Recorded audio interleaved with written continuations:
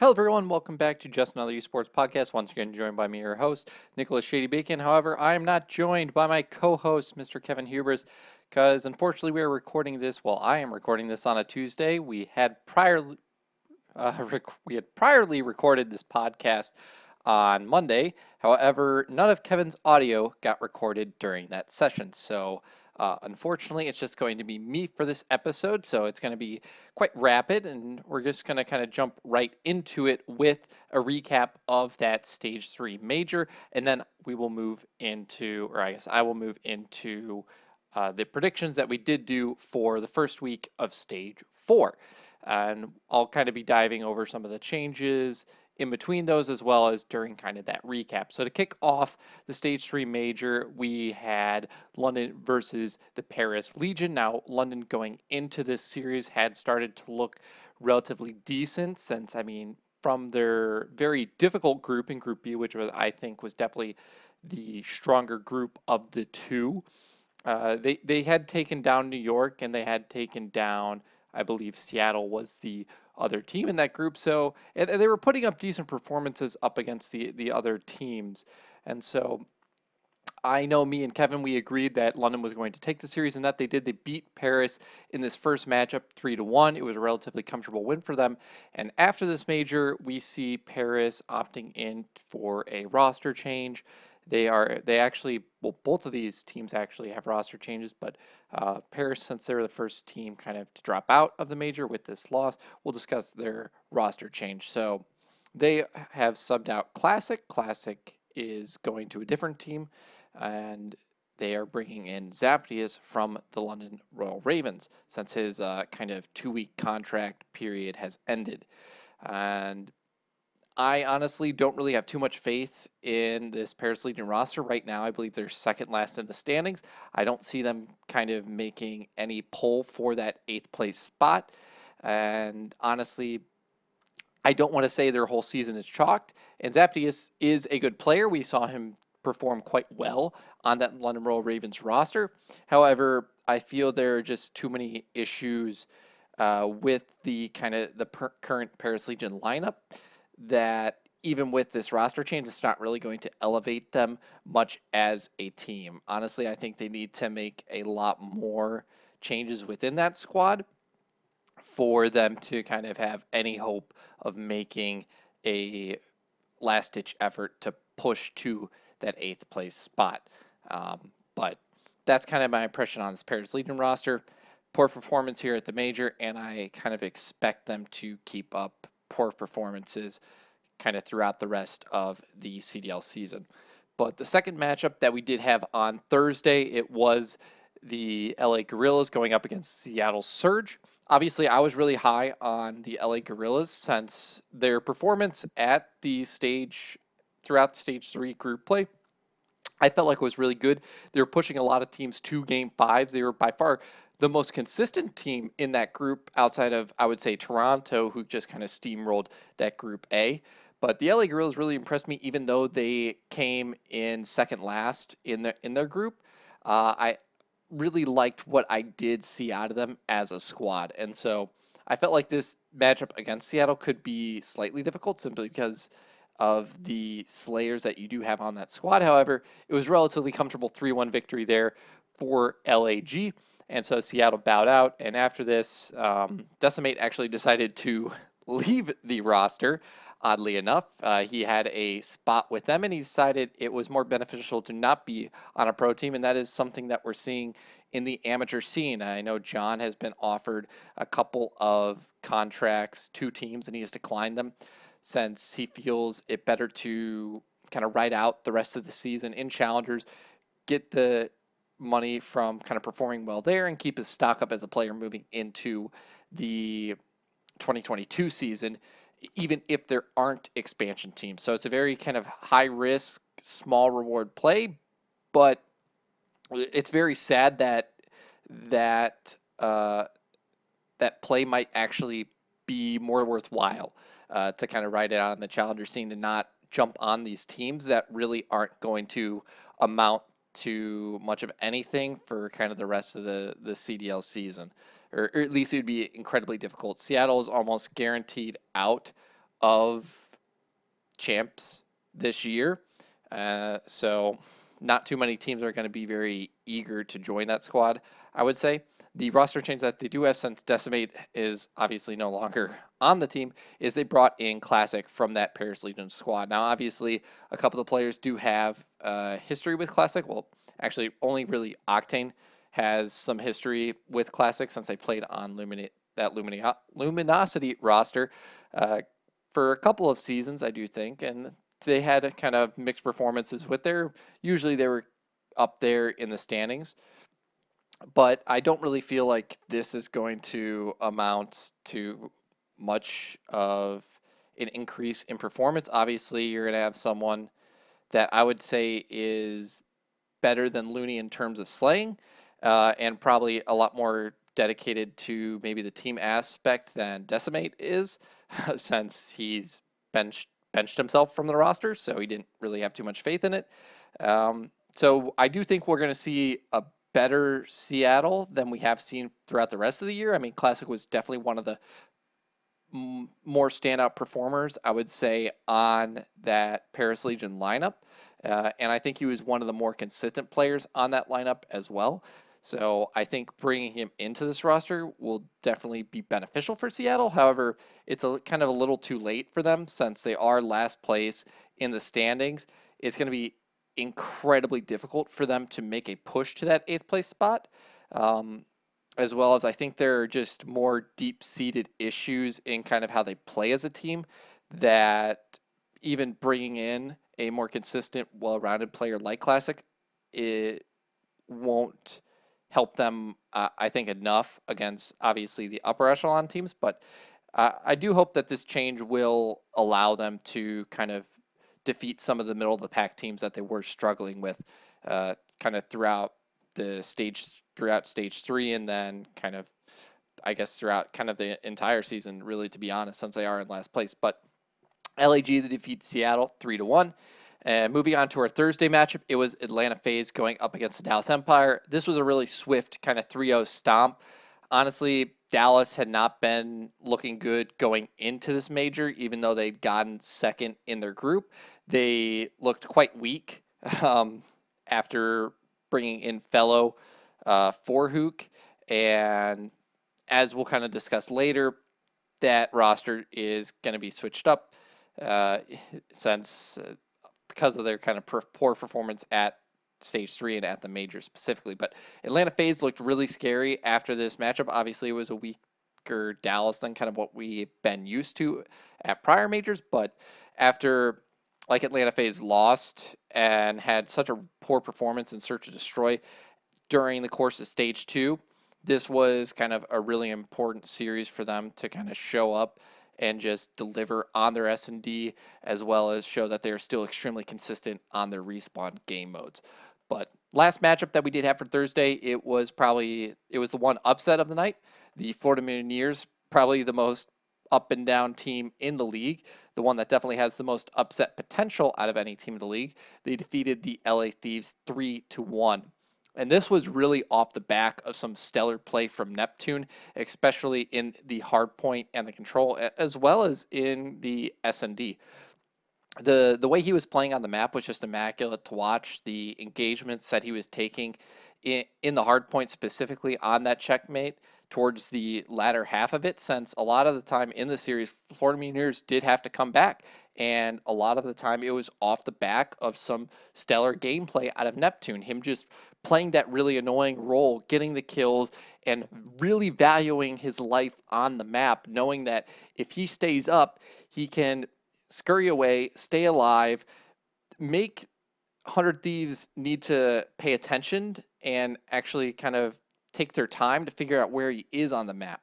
Him staying alive allows the rest of his team more time to do what they need to do and waste 100 Thieves time in kind of doing the prep work that they need to do to gain control of a hard point. So in areas where you would see maybe a more aggressive player take a bad gunfight, a gunfight that, in my opinion, they shouldn't take, to kind of do a really greedy play that has a low chance of exceeding but a really high reward. He went for the more calculated play, and that was something that I really like to see from a player that's much newer to Call of Duty.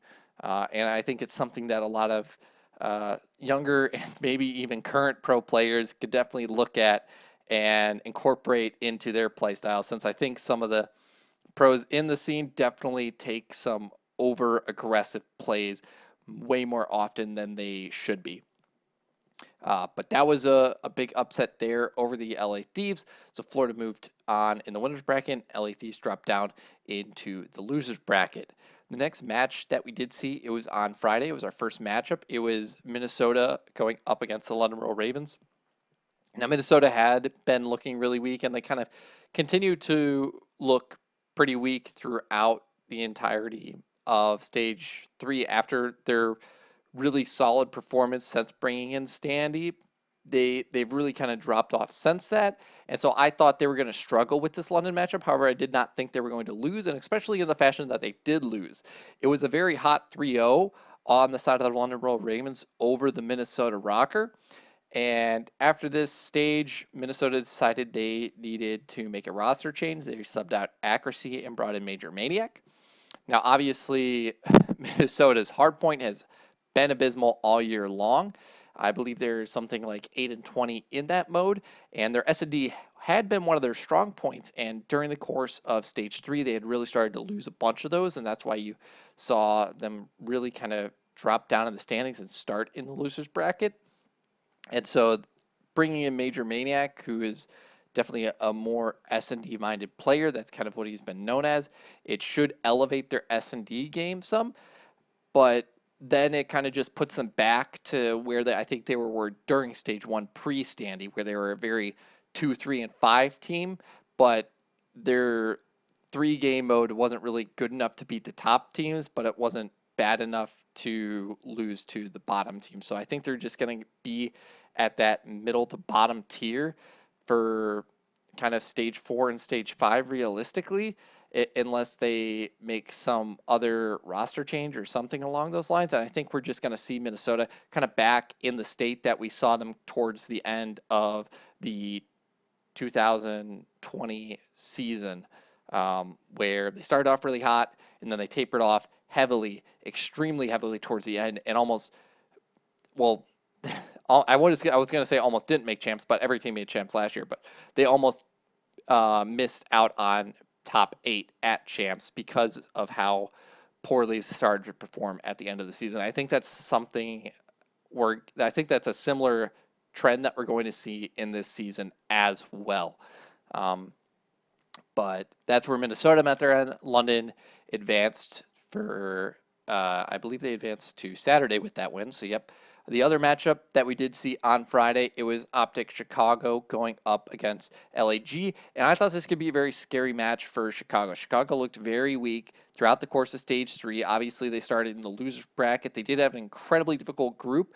And I already talked about how I liked the consistency that I did see from the LA Guerrillas, really pushing teams to the brink in a bunch of their series. They went to game 5 multiple times up against some decent competition over in Group A. However, after the first hardpoint loss to the Guerrillas and pulling out a round 11 win in that Search and Destroy, Optic really kind of turned on the burners and they were able to win the series 3-1. Now, it could have gone the distance. It could have gone all the way to game 5. I did think Chicago would take it if it ended up going game 5, but they were very close to losing that game 2 S&D. And if that happened, they would have spent 2-0 down in that series, and it could have spelled it could have been really bad for Optic, since I feel like they're a very momentum-based team. And after kind of picking up this 3-1 win here up against LAG, I believe they went on something like a 9-game win streak. So they really did pick up momentum. And so I think that's something that we're going to have to keep an eye on with this Optic Gaming roster, is when they start to pick up steam, that they just become almost an unstoppable force. But it's getting that momentum seems to be the issue with them sometimes. Now, no roster changes for LAG or Optic Chicago, so that's good to see from them. I think this LAG squad is pretty solid, and if we still kind of see inconsistency from Florida, or if we still see a dive in performance from Minnesota, I think it's in the realm of possibility that we could see this LAG squad make a play for that 8th place spot come champs. The next matchup that we did see on Friday, it was a rematch of the Stage 2 finals. It was a matchup of the Toronto Ultra versus the Atlanta Faze. I thought Toronto was going to take this win over the Atlanta Faze. However, during the Stage 3 major, Toronto's S&D was really kind of their downfall, especially in their matchups against Atlanta Faze, since they're just such a strong S&D team, especially during Stage 3. They were one of the worst, if not the worst, S&D team during Stage 2 ever. During Stage 3, once again, they were the best S&D team in the game, something that we have come to know them as. And so that Stage 2 is something that very uncommon from them. So that was definitely kind of the key to Atlanta Faze's win here over the Toronto Ultra. Toronto Ultra, though, really good showing here. Still very scary team. And obviously they moved to the losers bracket, but they still advanced pretty far in the tournament, as we will see. Our last Friday matchup that we saw, it was New York Subliners going up against the Florida Mutineers, and New York delivered them a hot and swift 3-0 in that winners semifinals matchup. Florida, inconsistency runs rampant. They kind of just need players to really go off for them to win series. And so when they're all on point, they have incredible upset potential, but it's just getting to that point where they're all on kind of the same page and all performing at their highest level. It has kind of been the issue for them throughout the whole season. So we see them drop down into the losers bracket. Moving on to our Saturday matchups. I believe these are all these are all losers matchups, I think, except for we do have the winner finals on Saturday as well. First matchup, though, we saw the likes of the Dallas Empire going up against the Chicago Optic, and Chicago delivered them really quick 3-0. If Chicago kept performing how they did during Stage 3 group play, I thought that the Dallas Empire could have beaten them. However, after that LAG series, the Chicago team, they kind of just caught fire, and Dashi just had an insane performance, I think, through this Stage 3 major. He really was kind of the key for them, especially in their respawns. He just went off and completely took over certain maps, and that was something that we hadn't really seen from him as a player kind of throughout the entire season, really, especially, I feel, during the past two stages, Stage 2 and Stage 3. But at this major, he really caught fire.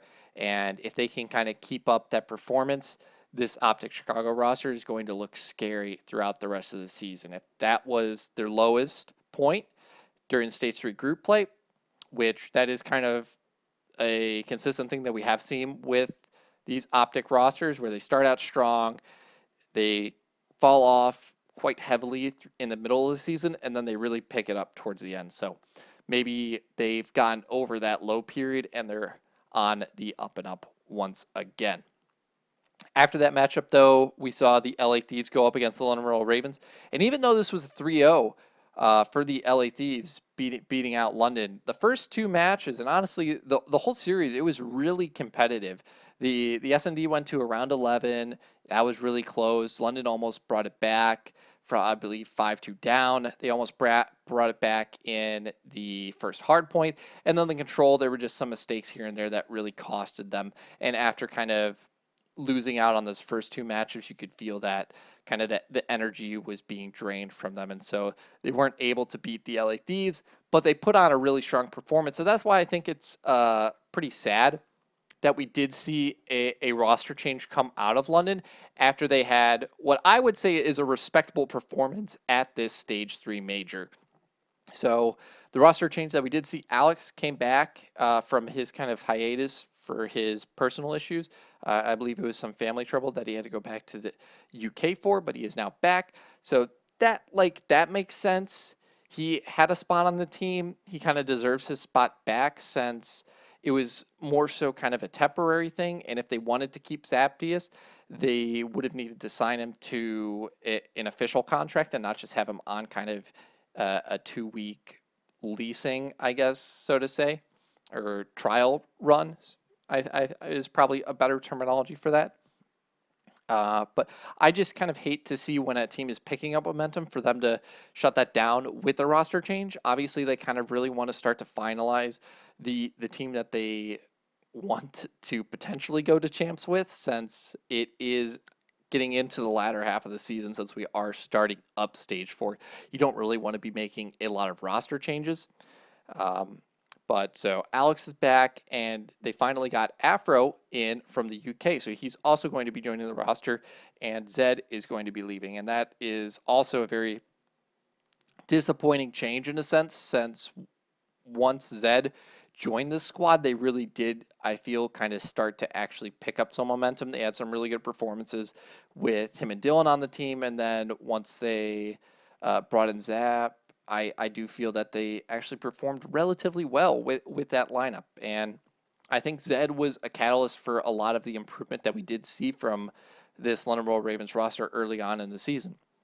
However, Afro is has been touted as one of the European prodigies, and so it'll be very interesting to see how he performs, especially kind of in parallel to Hydra, who has performed amazingly on the New York Subliners roster currently. And so, if London Royal Ravens get themselves a Hydra caliber player here in Afro, we could definitely see this team make a push for that eighth place spot if we continue to see inconsistencies from Florida and a decrease in performance from Minnesota. It's not entirely outside of the realm of possibility, but it's quite unlikely with the point gap that there currently is. Uh, Still, upset potential there, and some potential to really ruin some teams' days in making plays for a higher seeding going into champs.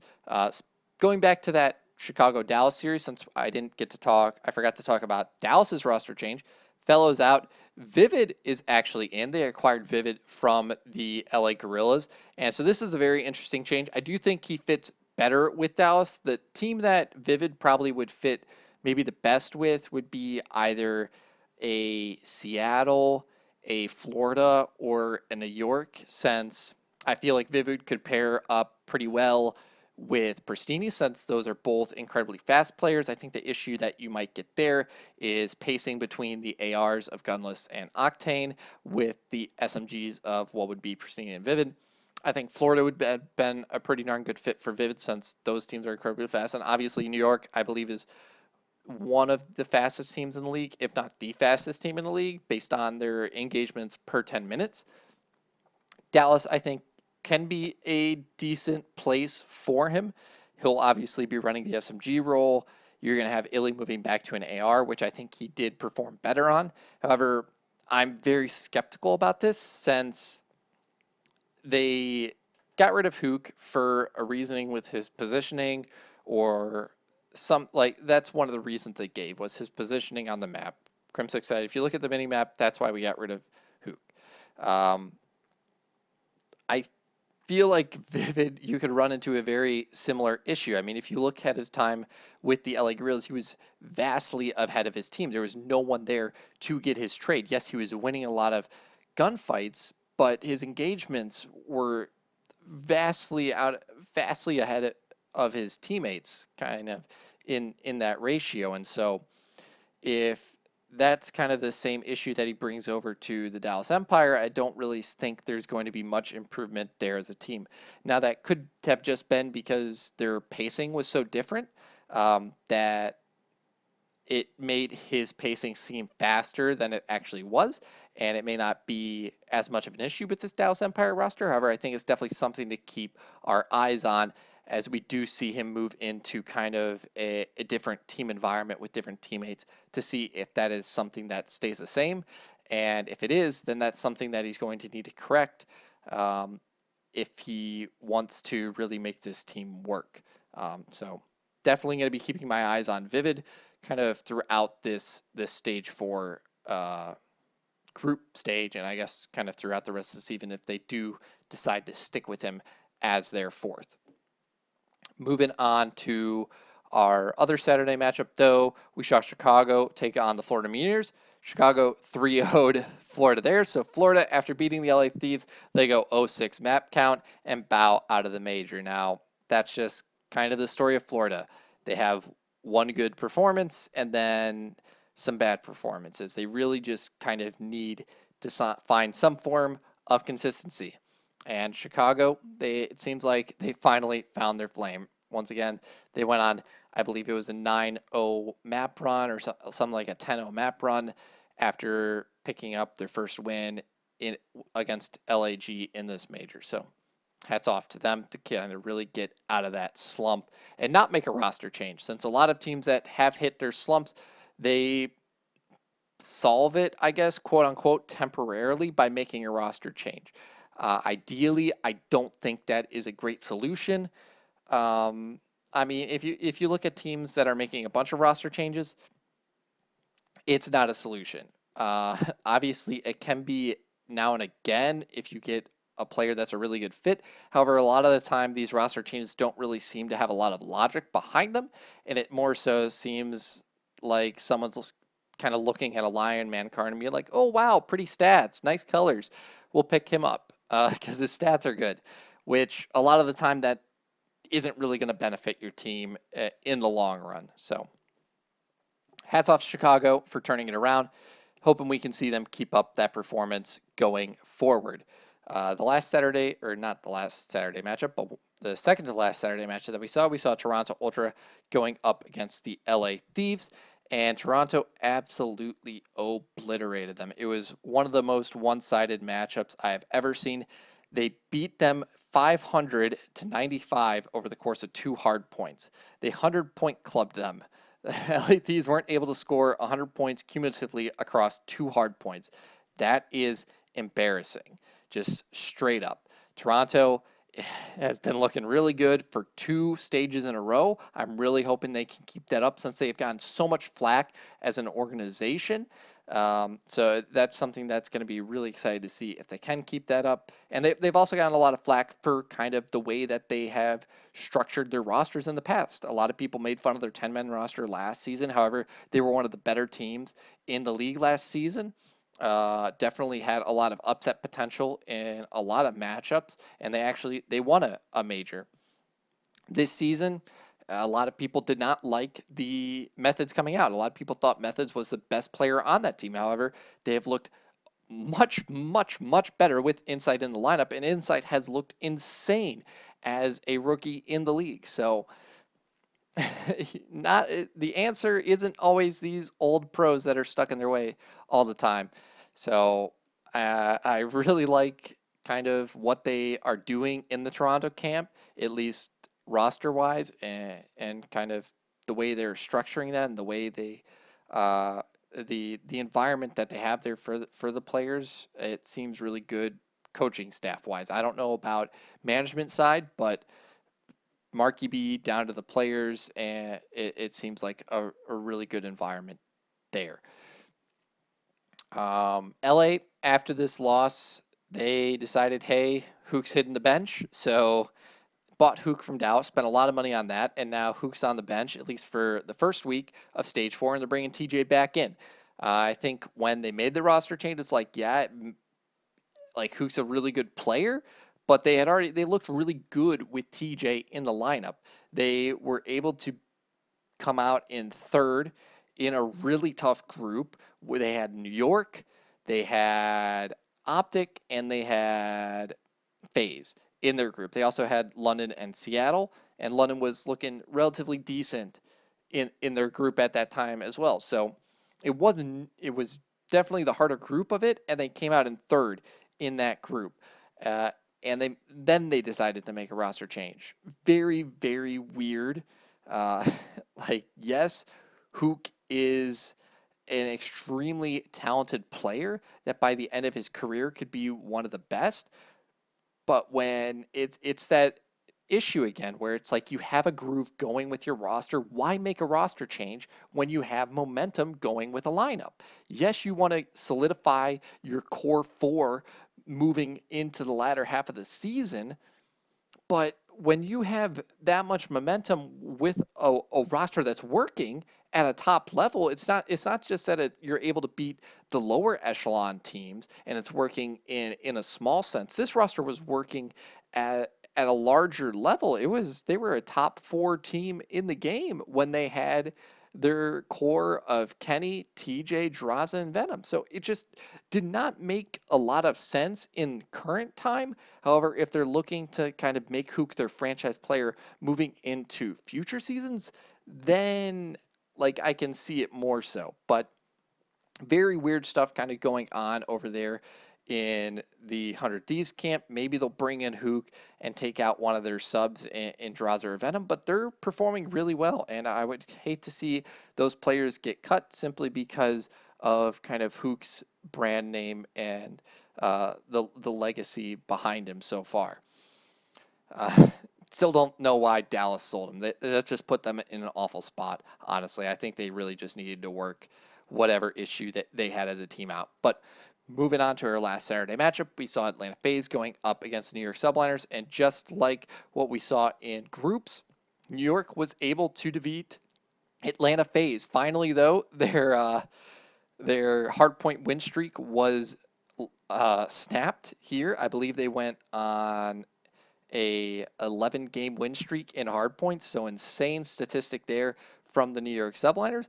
But once again, they were able to topple the Giants that are Atlanta Faze here in the winner bracket final. So they will move into the grand finals on Sunday. Kicking off Sunday, though, we saw Toronto Ultra going up against the Chicago Optic, and this went all the way to a game 5. Now, I can't remember if it went to a round 11, so I'm going to check very quickly, but it was an incredibly close and competitive series. And with how Toronto has been performing and how kind of Chicago had been performing, yeah, it did go to a round 11 on Raid, which is definitely one of Toronto's better S&D maps, to say the least. I believe they are a total of 10-2 on Raid S&D. So insanely good Raid S&D team from Toronto Ultra. I believe the only losses they have on Raid S&D are to Atlanta Faze, who are, as we know, the best S&D team in the game. So hats off to Chicago in this series. In all honesty, really impressive performance from them. And Toronto just really solid for 2 stages in a row. Hats off to them, as I said. And honestly, at this major, I feel like only really 4 teams showed up to play, that being Chicago, Toronto, New York, and Atlanta, because matches between those teams were incredibly competitive and exciting to watch. It was some of the best Call of Duty I've watched in recent times. The matches between those 4 teams, just back and forth, blow for blow, just such an exciting, calculated, intelligent Call of Duty coming out of those teams. And then kind of the rest of the league, just really lackluster COD all around. And the matchups that they played up against those top 4 at this major were just absolute blowouts, like 3-0s or easy 3-1s that were not very competitive in any shape or form. I mean, Chicago, they 3-0 Dallas, they 3-0 Florida. You saw Toronto, they 3-1 LA Thieves. Just absolute blowouts in the matches that weren't involving kind of the top 4 against each other at the major. But Chicago, they drop out there in an incredibly close series up against the Toronto Ultra. So the Ultra, they move on to play the Atlanta Faze. And once again, Atlanta Faze, they are able to take down the Ultra in a game 5. So Toronto's Ultras S&D wasn't the best at this major. Obviously, they were able to beat Chicago in that game 5, round 11. But in this match, this was Toronto's like first loss in control in a long time. Atlanta finally snapped. They snapped 2 streaks. They snapped New York's hardpoint streak of 11 games, and they snapped Toronto's 13 game control streak. They won 13 controls in a row. If you are an amateur or anyone just wanting to learn control and play it at a high level, watch the Toronto Ultra. They are so patient, so calculated, so intelligent in their control play, especially on Garrison. It's a thing of beauty to watch because so many of these teams play control in such an idiotic and stupid way that, like, you don't, anyone watching it can just tell that they're playing it incredibly poorly, just taking really aggressive, stupid routing, and just playing the map in such uh, an egotistical way. That's kind of the only real way that I can classify it. They just play it so egotistically, and it bites them in the ass every single time up against these just more intelligent, better understanding teams in that mode. So, thing of beauty from the Toronto Ultra. Please watch them if you want to get good at control. But moving on to the grand finals, it was the New York Subliners up against the Atlanta Faze. However, the Atlanta Faze really kind of stomped their dominance. Obviously, it was a pretty close series in a couple of matchups. You wouldn't get that from the scoreline since it was 5-2 for the Atlanta Faze, but the matches were pretty darn close and competitive in a lot of the maps. However, I think the one thing that's really gatekeeping the New York Subliners from being able to win a major is definitely going to be their weak control, since they are not an amazing control team.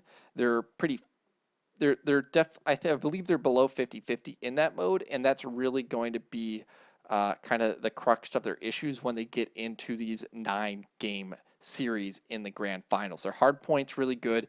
They can pull out some S&D wins, as we've seen here, up against some really strong competition. I mean, they've taken at least 2 S&Ds off of Atlanta Faze since they beat them in game 5 at the major and in group play. So their S&D is uh, not their best game mode. Obviously, that's their hard point, but it's not their worst. It's definitely their control that they need to work on and develop if they want a chance at winning a major. But with this finals appearance, New York actually moved up to second in the standings. They uh, pushed Dallas down to third. And I'm actually going to bring those standings up really quick just so I can go over them so we know where teams stand moving into the stage 4 major. So after stage 3, we have Atlanta Faze at 340 points. They have only lost 4 series in total over the course of the season so far. Then below them by 100 points is the New York Subliners at 240 points. So Atlanta Faze is pretty much guaranteed first place at coming into bracket play, or the first seed going into champs. It's going to be very difficult for a team to surpass them unless Atlanta Faze drastically underperform and either New York or Toronto really kind of pick it up and win the next 2 majors. Outside of that, though, it's really not possible. Since, I mean, Atlanta, they won the first major, they got second at the second major, and then they won the third major. So pretty much impossible for any of these teams to outplace, outseed the Atlanta Faze outside of kind of a major collapse on their part as a team. Then below them, the New York Subliners at 230 is Dallas. 5 points behind them is the Toronto Ultra at 225. 25 points behind the Ultra at 200 points is Chicago Optic. Then you have the LA Thieves at 170 in 6th place, Minnesota Rocker at 140 in 7th place, Florida Mutineers at 120 in 8th place, the LA Gorillas at 90 points in 9th place. So that is realistically the that's kind of like the benchmark. Like the Gorillas, it's going to be very difficult for them to get 8th place since Mutineers, they just have so much upset potential every now and then that even with their consistent performances, their inconsistent performances, it's going to be really difficult for the LA Gorillas to close that gap and overtake them. And it's going to be even harder simply because of Rocker's really good start and their strong performance in group stage of stage 2, coming out in first, getting like the first seed in the winners bracket for the stage 2 major. That that placement for them is really what's going to help them kind of eke into the top 8 or kind of maintain their place in the top 8. But then in 10th, you have London Royal Ravens at 70 points, Paris Legion at 60 in 11th, and then Seattle at 50 points in last place. So it's pretty much, I feel like it's almost guaranteed that it's going to be Florida, the Rocker, LA Thieves, Chicago, Ultra, Dallas, New York, and Faze at champs. I think what we're going to end up seeing is a battle for third and fourth between Ultra and Chicago. Dallas, I believe, is probably going to continue to drop down the standings, probably to fifth. I don't realistically see the LA Thieves overtaking them simply because of the point gap. And then it's probably going to be a battle between seventh and eighth for Minnesota Rocker and Florida Muneers. And I don't realistically see the LA Gorillas making it to champs simply because the point gap, it's only 30 points, but the upset potential with Florida and their proven upset potential time and time again. Like, they very rarely have 0-2 weeks. They most likely they win a match that they shouldn't and then lose a match that they shouldn't, is kind of what happens with that team. So uh, I see kind of Florida just coasting with that same trend, and the Gorillas not being able to overtake them. Uh, so bit of an unfortunate thing for them, but that's kind of what I'm predicting is kind of what we're going to see happen leading up to champs. But that was a recap of the Stage 3 Major, as well as kind of the roster changes that we are going to see moving into Stage 4. And I guess some of the other changes that we're going to be seeing moving into Stage 4 is Standoff coming into the map pool set. It's not coming in for any of the hardpoint maps. Little issues here and there, I guess, with the spawn points. Pro players not really liking that. But that might just be because they really haven't played it all that much, and so they don't really understand how to play Standoff in this title yet, since that is something that we've seen the pros do quite a lot. Is they play something for a very small amount of time, they don't understand how to play it correctly yet, and so they just call it trash and try to move on with their day instead of actually putting in the time and effort to understand how to play that mode. That is kind of what we saw with Control at the beginning of this title. A lot of the pros said Control was shit in this title, that it required specialists, and that it wouldn't work, and so that they wanted a different third game mode in instead. But as we're seeing, Control, it works. It works in this game. You just actually have to put in the time and effort and not play egotistically, and you can be good at the mode and understand the mode and play it well. But unfortunately, a lot of the pros don't understand that concept. They just want things handed to them, it seems, quite a lot of the time. But we are going to see Standoff come in S&D. It's going to be replacing Checkmate S&D. I think that is definitely the better of kind of the two options, the other one being Miami. I feel like it definitely should replace Checkmate, since realistically teams only really play one bomb site on that map. I think we've only seen 5 attempted plants at A, and I believe they have all failed. Most of the time teams plant B on plane. They just get plane control, and it's just kind of a battle for that middle of the map area. Now, this kind of change in the map pool, it's really going to affect 2 teams, potentially 3 or 4, I guess you could say.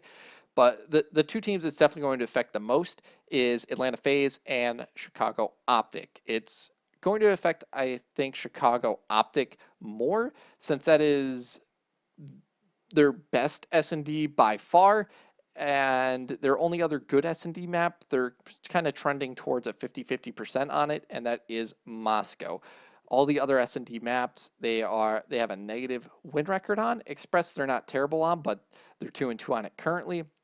Atlanta Faze, they have a lot more depth in their map pool, so I don't feel like this is going to hurt them too much. Obviously, losing a map that they have a 7-2 record on is still going to hurt significantly, but it's not like they're losing Moscow, which they are flawless on at 8-0 and actually have an insane win rate or round win rate on that of 72.73%. So definitely going to affect Chicago quite a bit. Now, I think what we saw at the major from Chicago, their hardpoint improvement is going to be very important now, because they have been winning, I think, a lot of their matches off the back of some solid S&D play. I know in the prior podcast, I believe I said that Chicago's best game mode has kind of been their S&D in recent times. And honestly, probably their weakest game mode has been their hardpoint. So I think the improvements that we saw in their hardpoint at the Stage 3 Major and kind of them picking their Control back up, and bringing that up to a solid performance level is going to be really key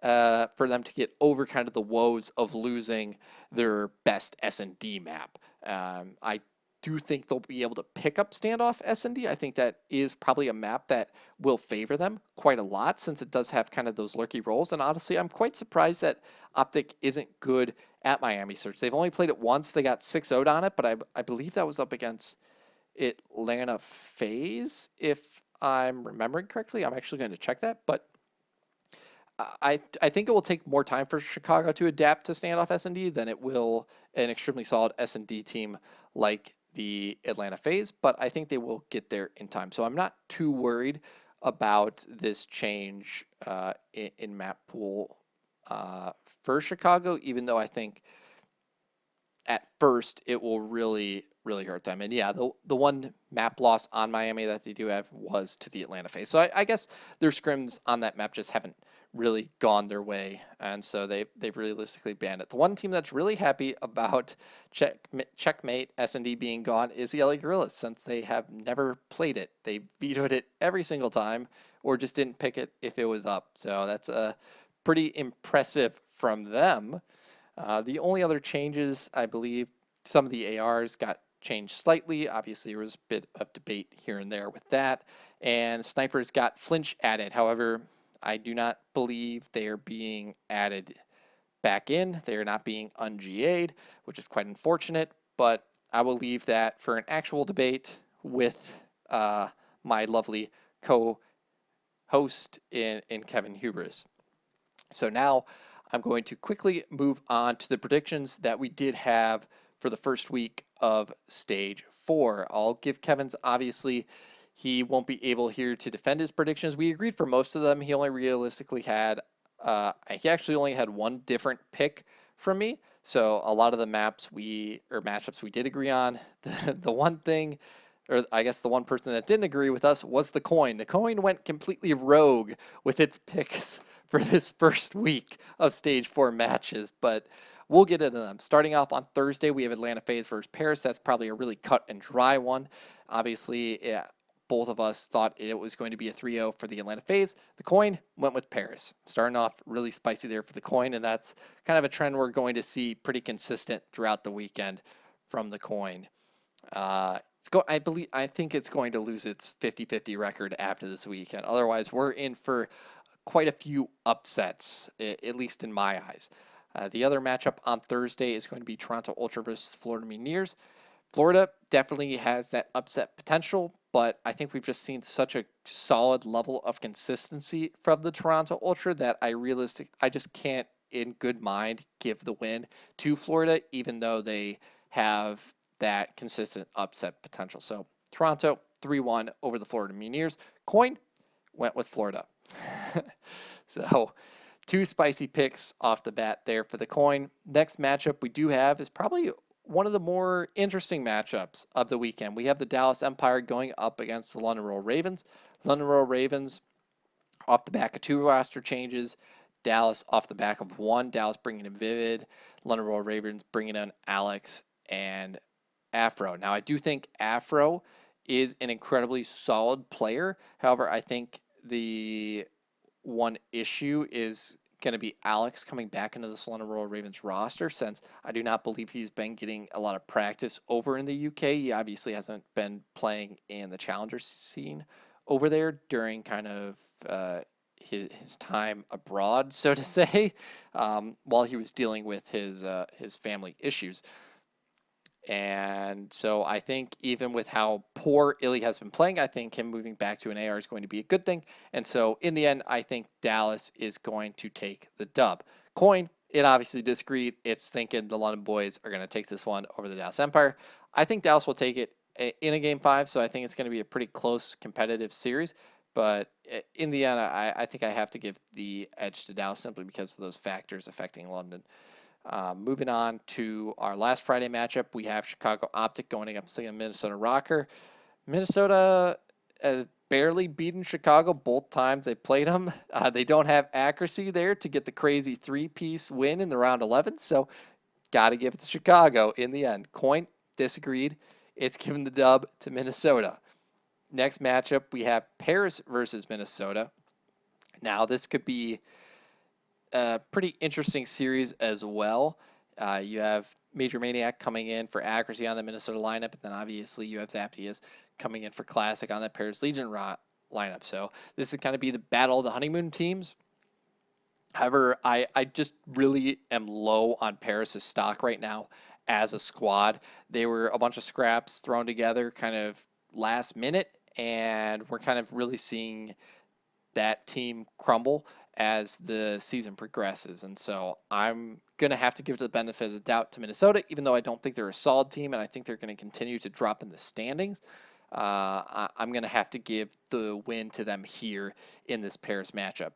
Once again, Coin is going to disagree with us. It's going with Paris. Coin disagrees quite a lot with our decisions so far in this first week of matches, and that's going to continue with this next matchup with the LA Thieves up against the Seattle Surge. I think the LA Thieves roster looked a lot better with TJ than it did with Hook. I thought that change was very weird for them to make, but now that they have TJ back in the lineup, I think they're going to defeat this Seattle lineup relatively easily. I think it's going to be a 3-1. Obviously, you have Classic coming in, which I do think is a pretty good pickup for Seattle, but I think there's just other larger issues that that team is dealing with that is simply one roster change is not going to be enough.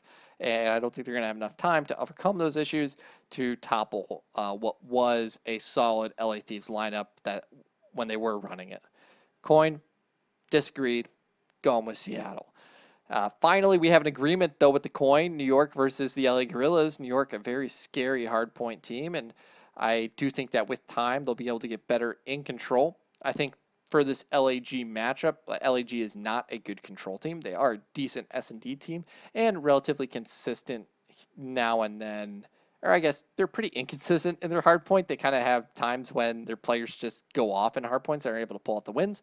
However, New York is one of the best, if not the best hardpoint team, at least in recent times. And so I'm going to have to give the benefit of doubt to this New York Subliners lineup that they take it in the end. We have another agreement with the Coin in the Florida versus London matchup, or actually, this is the one matchup me and Kevin disagreed on. He said London was going to take it over Florida 3-0 simply because that's kind of on par with Florida's branding. I, however, do not think it's likely that Florida has an 0-2 week. Since I did have them losing to the Toronto Ultra, I'm going to have them beating the London Royal Ravens here. However, I think it's going to be a pretty close series going all the way to a Game 5. But as we know, London is abysmal in search, and as we know as well, London is not very clutch when it comes to Game 5s. And the Coin would agree, with that statement. So moving on to our next Sunday matchup, we have the Dallas Empire going up against the Toronto Ultra. Toronto, it's very hard to kind of disagree that they would win this series. I think it might be closer than some might think. Oddly enough, I think Vivid could really throw a wrench into the Toronto's play style with kind of his chaotic nature and how aggressive he is. I think that could maybe throw off Toronto slightly since it's a lot of him throwing the aggression and not so much team aggression as it is kind of with the Atlanta Faze, where when it's unified aggression, I feel like Toronto can recognize that and play together and understand that. But when it's chaotic aggression, I feel like that may throw them off a bit and they might struggle a bit more than one might think. But in the end, both me and Kevin agree Toronto will take this series. Coin disagrees. It's going with Dallas. Uh, last matchup, closing out the weekend, we have the Atlanta Fades going up against the Chicago Optic. Atlanta, they're just too good of a team. I think they're definitely my favorites to win it all. They were my favorites to kind of win it all since the start of the season. They just have such a solid lineup, and they've been so solid throughout the entire season. Even with their abysmal S&D performance during the course of Stage 2, they still got second place at the major. I mean, even when they're playing absolutely terrible in one of their game modes, they're just so solid all around as a squad that they're still able to get second place at a major. That's so impressive. So They've only lost 4 matches this entire season so far. So it's really hard to say that they're ever going to lose, especially when you look at the Chicago lineup and they just got their best S&D map taken away from them. So, and all prior times they've gone up against the Atlanta Faze, it hasn't been that close of a series. And so I hope at least that this will be a close matchup going to a game 5, but we've been disappointed quite a few times with these matchups. And the coin agrees. It's going with Atlanta.